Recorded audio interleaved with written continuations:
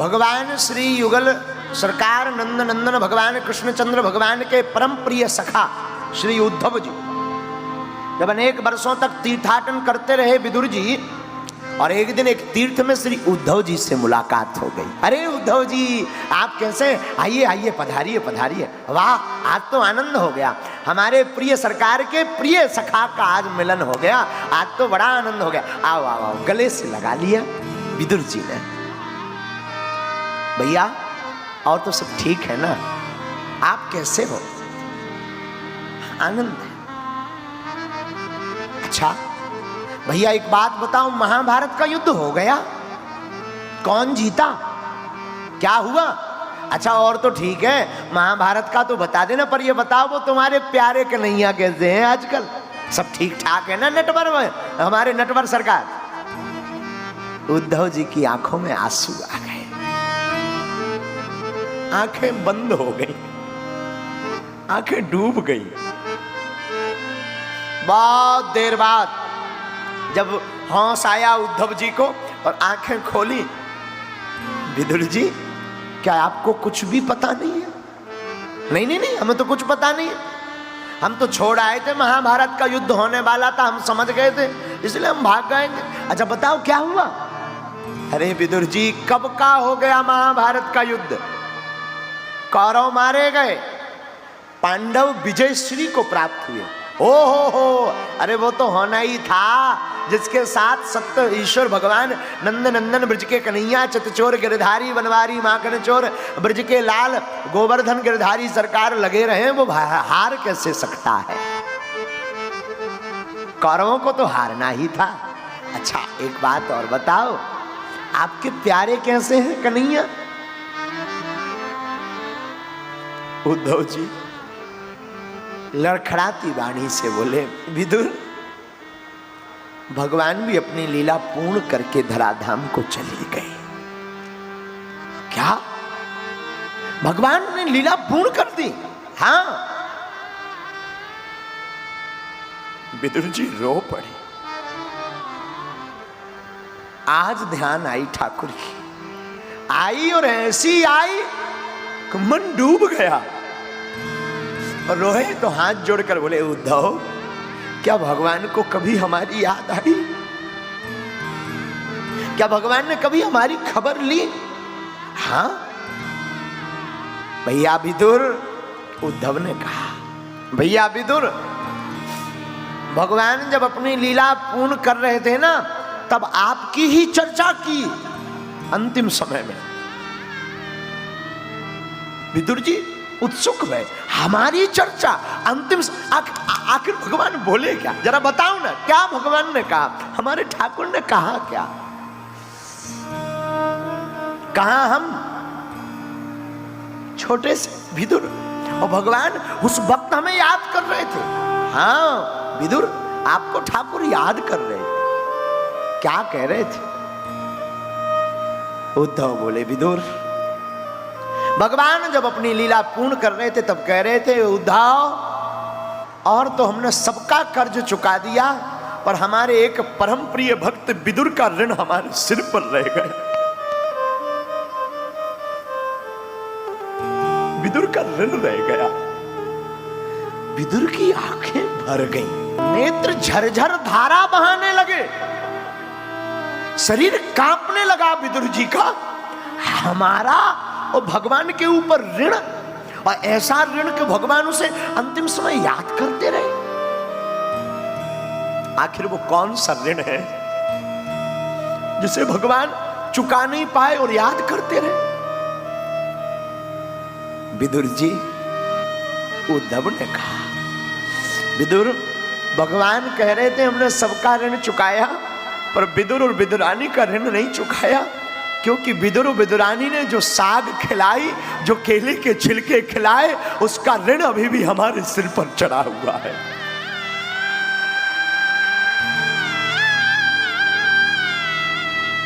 विदुर आह्लादित तो हो गए, विदुर की नेत्रों की धारा रुकी नहीं, मानो कोई धारा बह पड़ी हो, फूट पड़ी हो। अपने आप को संभालते हुए, शरीर कांपते हुए, आंख बंद करके कहते हैं, विदुर हमारा ये कर्जा भगवान को याद।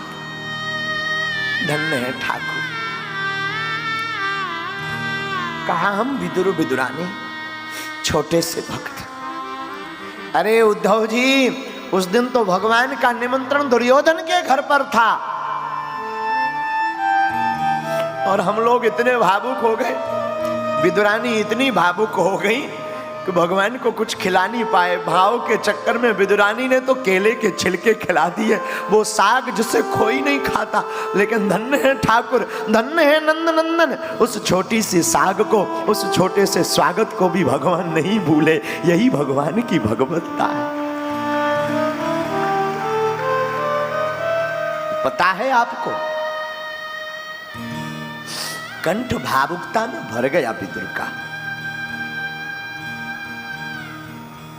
भावुकता में कहते हैं हमने तो छिलके खिलाए और भगवान उसके ऋणिया हो गए, भगवान उसके कर्जदार हो गए। एक बार रुक्मिणी मैया ने भगवान को अपने हाथों से प्रसाद बनाया, अपने हाथों से बढ़िया पकवान, 56 भोग, तरह तरह की मेवा, मिष्ठान, मालपुआ, रबड़ी, खिचड़ी भगवान के लिए बनाई और बना करके भगवान को परोसी और परोस करके अपने हाथों से रुक्मिणी मैया ने ठाकुर को खिलाई। आप पाइए ना, भगवान पाते जावे, मैया रुक्मिणी पवाती जावे अपने हाथों से।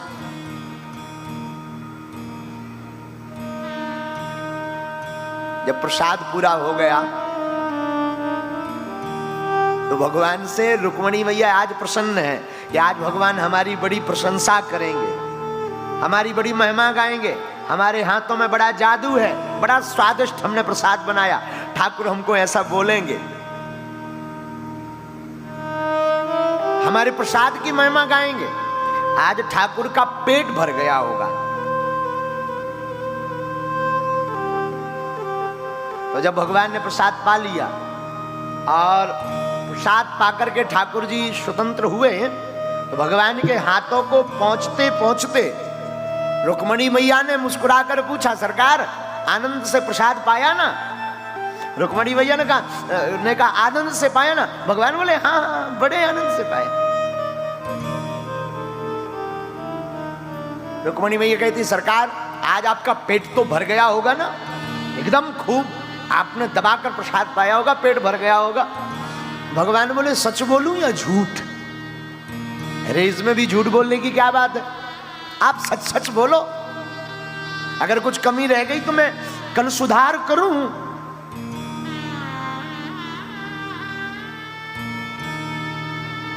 पता है भगवान क्या बोले? भगवान बोले रुक्मिणी, हमारा पेट तो 2 ही बार भरा अच्छे से और हमें 2 ही बार स्वादिष्ट भोजन मिले। रुक्मिणी मैया चौंक गई। कब? शायद मां की बात कहेंगे।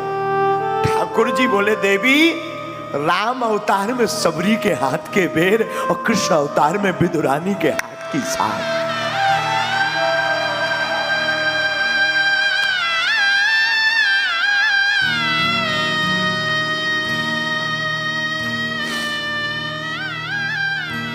रुक्मिणी मैया रो पड़ी। धन्य है विदुरानी, धन्य है सबरी, रो पड़ी। और आज विदुर भी रो पड़े। भगवान किसी का ऋण नहीं रखते। भगवान भाव के भूखे हैं, भाव का भूखा हूं मैं।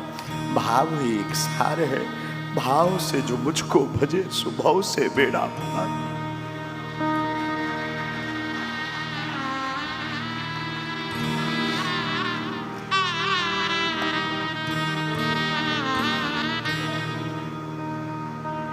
बताए आपको विदुर जी ने और विदुरानी ने कौन सा साग खिलाया?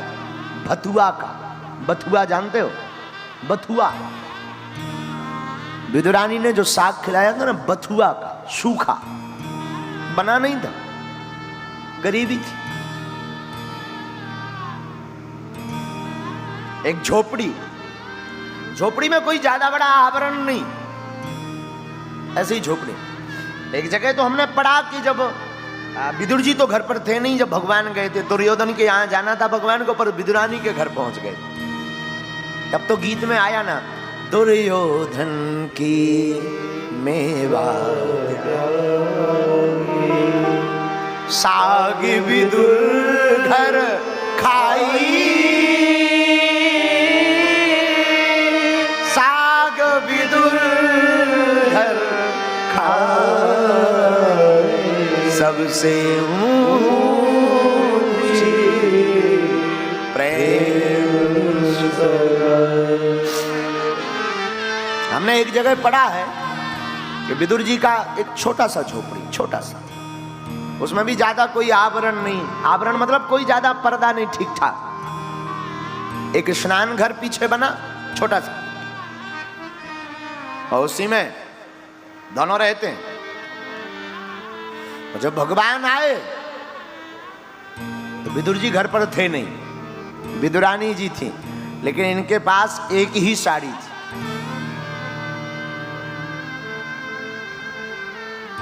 अब वो स्नान आदि निवृत्त हो रही थी। हमने उसमें पढ़ा है ग्रंथ में कि जब ठाकुर जी आए तो वस्त्र को लगाना भूल गई भाव में, इतना भाव प्रबल था। जब विदुर जी आए और विदुर जी ने हाव भाव देखा तो चौंक गए, अरे कम से कम वस्त्र तो पहन। तब फिर वस्त्र पहने विदुरानी ने, और बथुआ का साग सूखा